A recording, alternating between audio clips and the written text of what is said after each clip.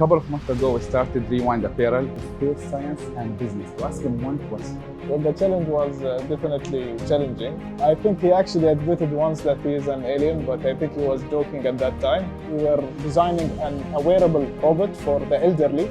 I was ranked top 10 students on the Emirates of Fujairah. It's like from zero to hero, like they say. And this type of combination, it's called academic entrepreneurship. A couple of months ago, we started Rewind Apparel, which is a clothing line for the confident, for the ambitious, and for those always on the go. And we're trying to connect with entrepreneurs, like-minded and successful people, to talk about their journeys, to tell their untold stories, and to get some inspiration. So let's start from here. So we're here with my good friend Mohammed Kharroub, a co-founder of Azure3DP, a recipient of prestigious Sheikh Khalifa Scholarship, as well as an aspiring electrical engineer who participated in the Space Challenge organized by Mohammed Rashid Space Center. Mohammed, you always have a lot of cameras around you. Absolutely not. I guess you're gonna get used to it, inshallah. So let's start with Mohammed Rashid Space Challenge. How difficult was it, Mohammed? Well, the challenge was definitely challenging. It was actually something totally new to me, although I was always fascinated about space and space exploration, but I never did something serious with it. We were required to design a space shuttle, or actually a drone, that can go into space to explore other planets. And luckily I had an amazing team, and the challenge was organized during the Dubai Air Show, and we are lucky to be one of the winners. We received prizes as well as recognition from His Highness Sheikh Hamdan bin Mohammed bin Rashid, who was there during the event. And overall, it was an amazing learning experience. I've always wanted to meet someone into space science and business, to ask him one question. What do you think of Elon Musk? Is he for real or is he just an alien? Okay, so I think he actually admitted once that he is an alien, but I think he was joking at that time. But the guy, he did amazing things. Like, he invented an electric car that actually works, which is impossible. And then he made it cheap and affordable for everyone, which is also impossible. And then he worked on rockets. He built a rocket, a space rocket, 1/10 the price of originally used rockets in NASA, which is another impossible thing that he made. And then he took the car and he placed it on the rocket and sent it to space, just because he can. So the guy is really amazing, and it's really incredible to be in the time that he's alive and witness all his great inspirations. What about Iron Man? You have created an exoskeleton device that is inspired by the Iron Man suit. You talked about it in your Future Talks interview. Can you tell us more about it? Yeah, so that was for my senior design project at the American University of Sharjah. We were designing a wearable robot for the elderly that enables them to perform everyday activities with less energy, so that they can perform it easily.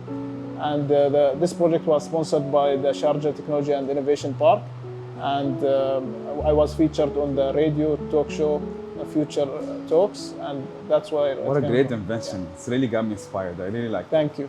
Great job, Mohammed. So, Mohammed, let's rewind it from here. What's the story of Mohammed Kharroub? Tell us more about your family, your school life, your early days. Sure. So I started from humble beginnings. I was raised in a mountain-surrounded village in the mountains of Fujairah. It's called Al-Tawiyin. I don't know if you heard about it. Yes, I did. But it's a small, nice village. I attended high school in the same village, and I actually did well in my academics in high school. I was ranked top 10 students on the Emirates of Fujairah, which granted me many opportunities to pursue higher education. That's very good job. And I got the Al Foundation for Education Scholarship to pursue my bachelor's degree at AOS, American University of Sharjah. And during AOS, I'm glad that I maintained my academic excellence, and I got into a lot of side hustles as well, into business during my time at AOS. What was your favorite side hustle? Tell us more about your side hustle. Yeah, so I got involved in many side hustles. I started selling textbooks just to make some money on the side. I used to have a lot of physical textbooks, and students wanted them, so I sold some textbooks. Also, I got involved into mining cryptocurrencies. That's really amazing. And, yes, everyone's yeah, talking about this. and the stocks and a lot of trading in general. And I started actually my own startup at the end. I started Azure3DP. That's great. Can you tell us more about Azure3DP? Yeah, sure. So Azure3DP is a marketplace specialized for 3D printing, where people can create, share, and buy functional 3D prints that they use every day. Just like with Uber, you would use your car to make money of your car. You can use your 3D printer to make money of the 3D printer with Azure3DP.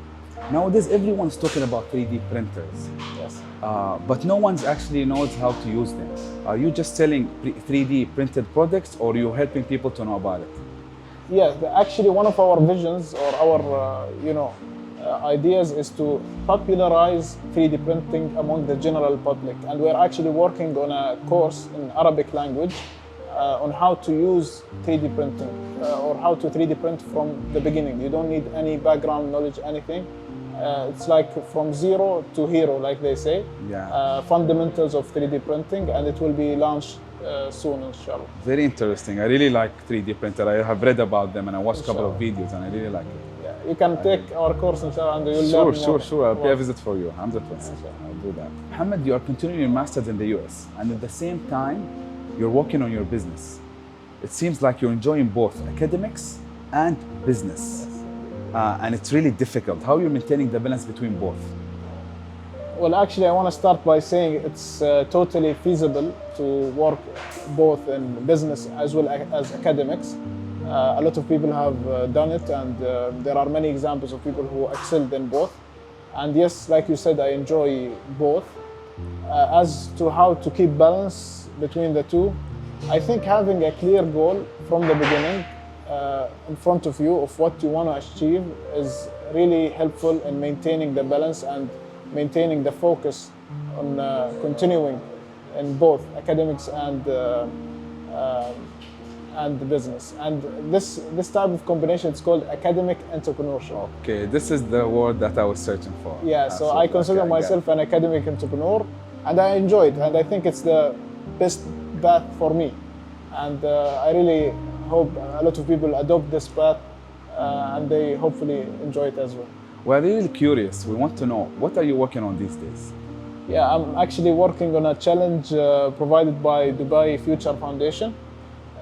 It's a $1 million challenge to design the ultimate battery. It's designing a battery that is weatherproof for space exploration. So drones, that's great. Yeah, drones, they need power on space explorations, but the batteries tend to go corrupt in these missions. So we are working on designing the ultimate battery that can sustain all these weather fluctuations. Very interesting. Good luck on that. I really like that. Thank you. What you're working on. This is one of the best parts of what we do, being able to meet people like him, learn from their experience and share it with you guys. We gotta thank you again, Mohammed. Thank you for having me, and thank you so much for the invite. I really appreciate it. We appreciate it too. Thank you so much. Everybody wants to know, what would you do if you didn't win? I guess we'll never know. Yeah, exactly. So yeah.